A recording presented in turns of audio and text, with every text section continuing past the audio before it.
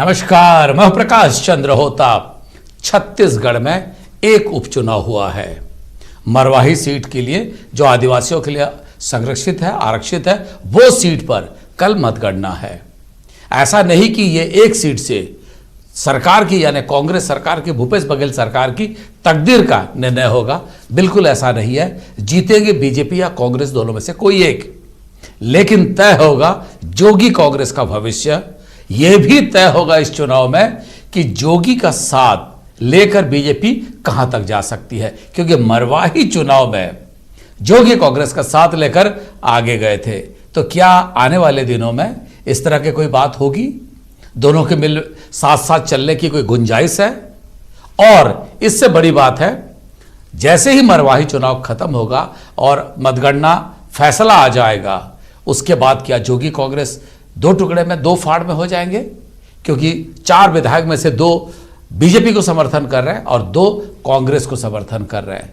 क्या स्थिति बनेगी? मरवाही किस पर कितनी भारी होगी, इसको लेकर अगले आधे घंटे तक हम चर्चा पे जाएंगे। साथ ही मैं आपको यह बता दूं, न्यूज़ 18 का मतलब ही होता है चुनाव, और कल मतगणना के दिन है। सुबह 6 बजे से हम लोग साथ में जाएंगे और चर्चा में भी आप दिन भर हम आपको बारी बारी में बताएंगे। ना केवल मध्य प्रदेश और छत्तीसगढ़ की, बल्कि बिहार की भी मतगणना है, वो भी हम आपको बताएंगे। आप देखना मत भूलिएगा सुबह 6 बजे से। लेकिन आज मरवाही की जब हम बात करते हैं तो देवव्रत हमारे साथ जुड़े हुए हैं, हमारे साथी हैं। मरवाही को लगातार वो खंगाल है। देवव्रत, मेरी आवाज आप तक पहुंच पा रही है? जी बिल्कुल, आपकी आवाज आ रही है मुझ तक। जी, एक बात मुझे बताइए, मरवाही में क्या तूफान से पहले की शांति देख रहे हैं? आज क्या स्थिति है?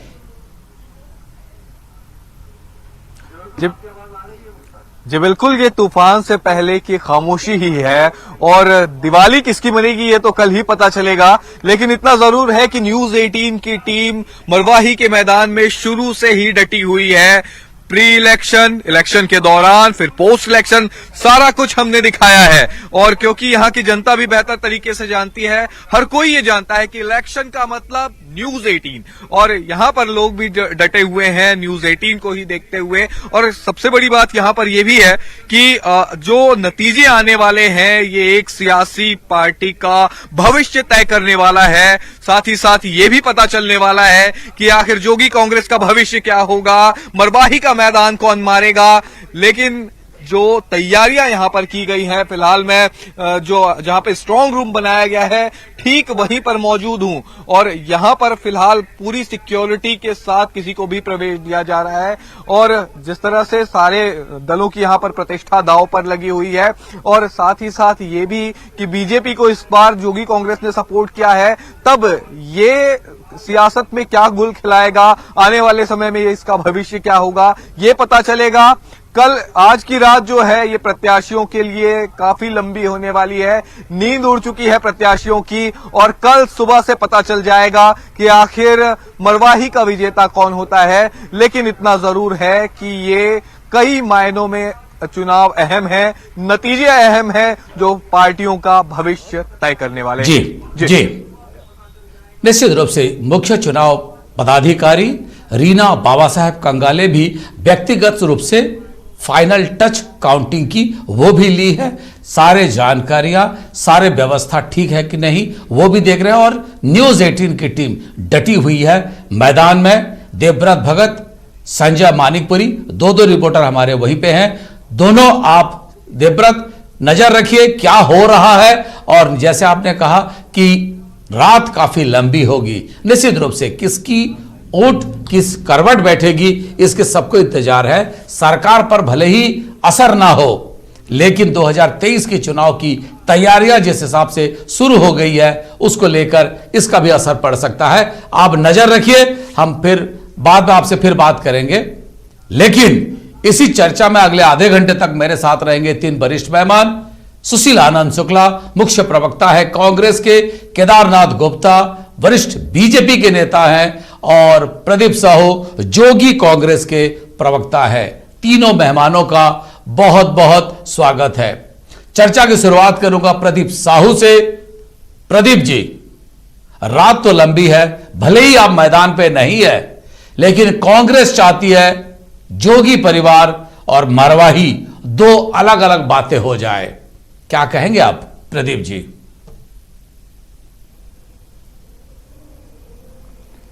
देखिए, जिस दिन से चुनाव की घोषणा हुई थी प्रकाश जी, ये तो कांग्रेस जन उस दिन से ही दो प्रकार की बातें करते आ रहे हैं।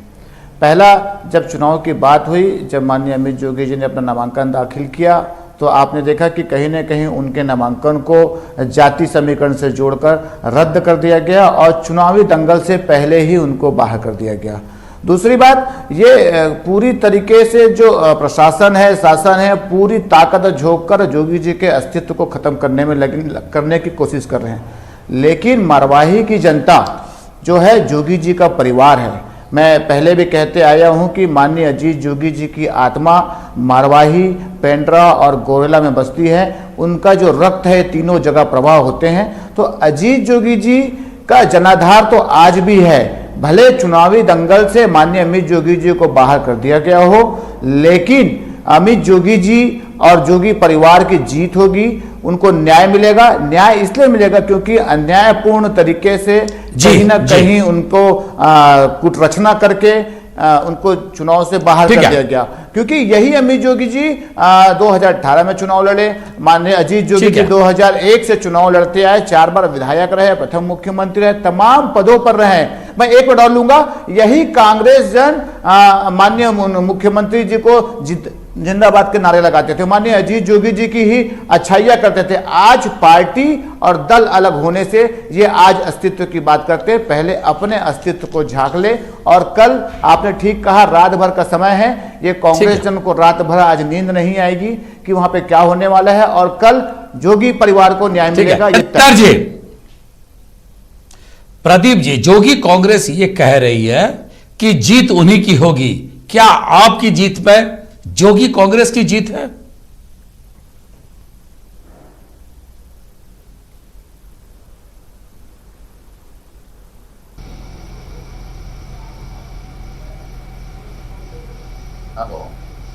केदार जी, केदार जी मुझसे पूछे।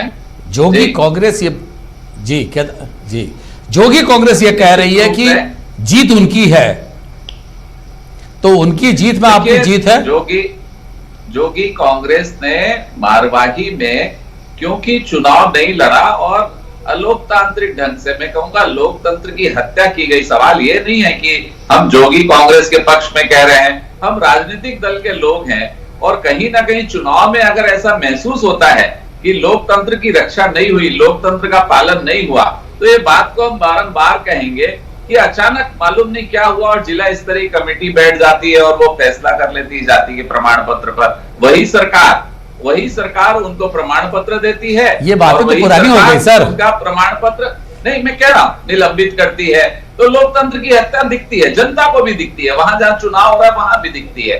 तो मैं ऐसे समझता हूं कि मारवाही में वो चुनाव नहीं लड़ पाए और उन्होंने मारवाही में भारतीय जनता पार्टी को सपोर्ट किया। भारतीय जनता पार्टी की अपनी तैयारी थी, पूरा नेटवर्क था, सारे कार्यकर्ता काम पर लगे थे। और 15 वर्षों में डॉक्टर रमन सिंह जी का जो काम था उसको लेकर, और कहीं ना कहीं वर्तमान की सरकार में जो माफिया राज है उसके कारण मुझे ऐसा लगता है कि भारतीय जनता पार्टी की स्पष्ट जीत होगी।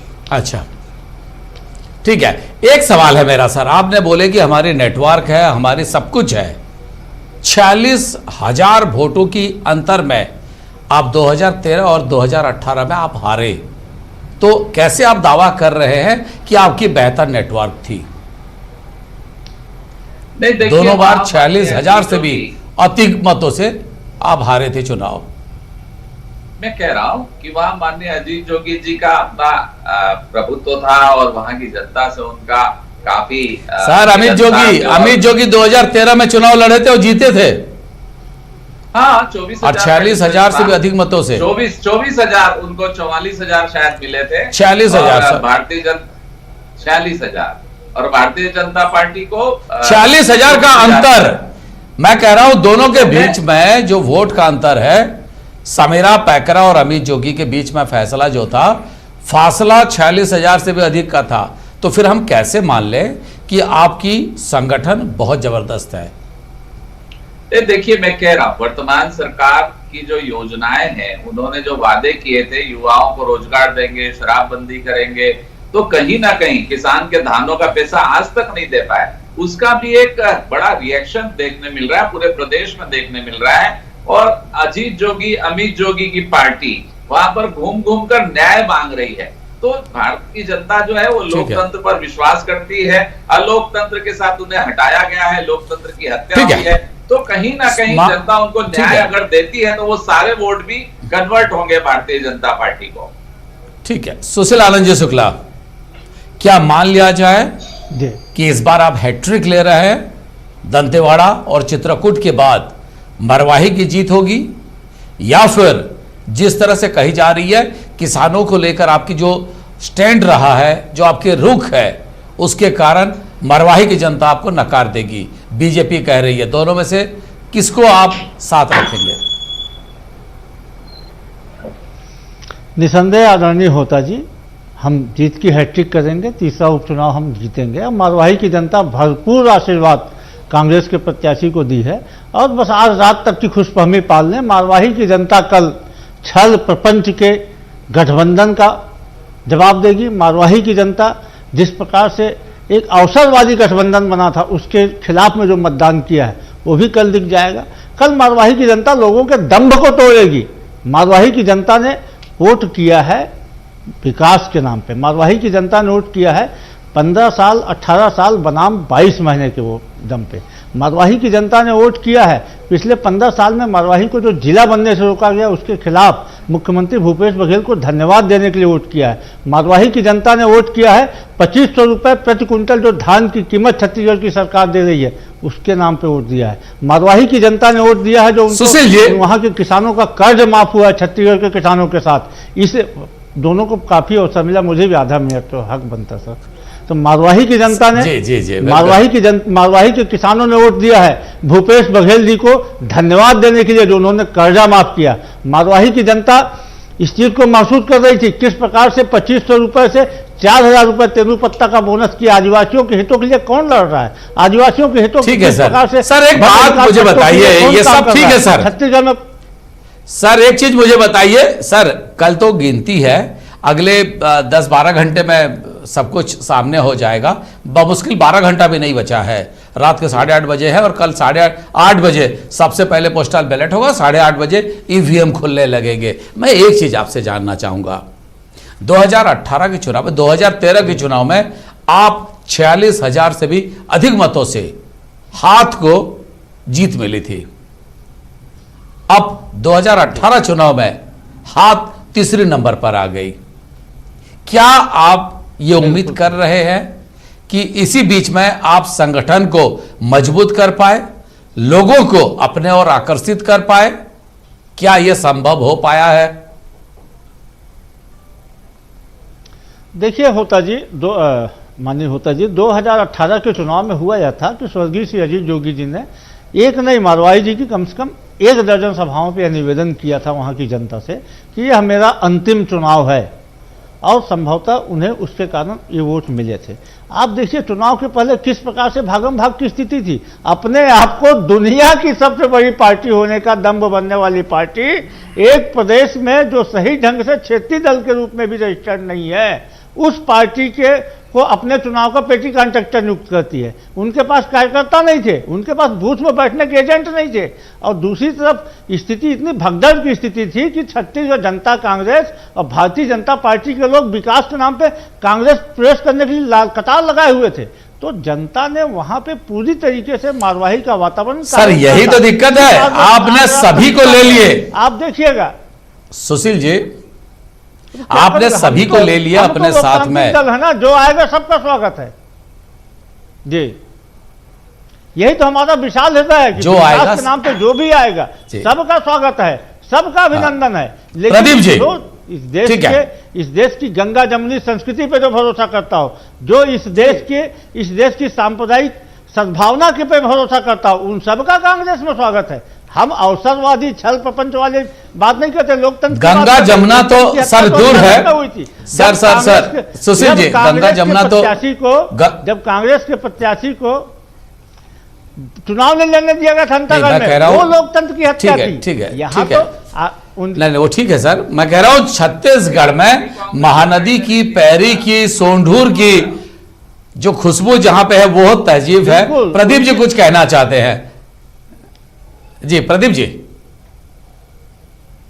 मैं प्रकाश जी, मैं मेरे बड़े भाई सुशील आनंद शुक्ला जी जो कह रहे हैं कि अवसरवादी जो गठबंधन है, पहला चीज मैं बता देना चाहता हूं, अवसरवादी कौन है वो आप खुद जानते हैं कि कैसे आपने ये आप महाराष्ट्र बीजेपी में के भाजपा और बचाव कर रहे हैं कि कांग्रेस अपने दोनों के एक्सप्लेनेशन दे अलग रहे हैं? अलग होते, आपने गठबंधन कर दिया। नहीं बचाव नहीं, मैं अवसरवादी जो इन्होंने गठबंधन कहा उसकी बात को कह रहा हूं, और हमारा कोई भारतीय वो तो नाम ही नहीं लिया सर किसी के। नहीं है, समर्थन है। अगर आप अमित जोगी जी को चुनावी दंगल, आप अगर चुनावी दंगल से हमको बाहर नहीं करते तो आप हमारे सामने होते और हम आपसे चुनाव लड़ते। आप तो चुनावी रेस में अकेले दौड़ रहे हैं और आप कहते हैं कि माननीय मुख्यमंत्री को वोट पड़ेंगे। सर, अंतागढ़ में आप ये भी बताइए ना कि शराबबंदी आपने कहा था। सर मुझे बोलने दीजिए एक मिनट, प्रदीप जी, आदरणीय मुझे आप बोलने ही दीजिए। लोगों ने मैंने आपकी कहा बात है को सर, सुना। ये मंतूराम वोट पवार का डालने के लिए आखिरी में जो शराबबंदी का मामला है, नॉमिनेशन विड्रॉ हो गया का भी मामला है। सर, अंतागढ़ में जो मंतूराम पवार बात ये ने है जी, मैं प्रदीप जी से एक सेकंड, सुशील जी, प्रदीप जी से पूछ रहा था अंतागढ़ में तो जी जी जी। सर एक सेकंड, प्रदीप जी कुछ बोल रहे हैं। अंतागढ़ में तो आपने जी प्रकाश जी, आप सवाल आप ही कुछ के कर रहे खास हैं। थे मंतूराम। हाँ, मैं आपसे यही कह रहा हूं कि आप बोल रहे हैं हमको लड़ने नहीं दिया गया। मंतूराम पवार ने तो वाकओवर दे दिए थे और वो बोले थे कि साहब का आदेश था करके।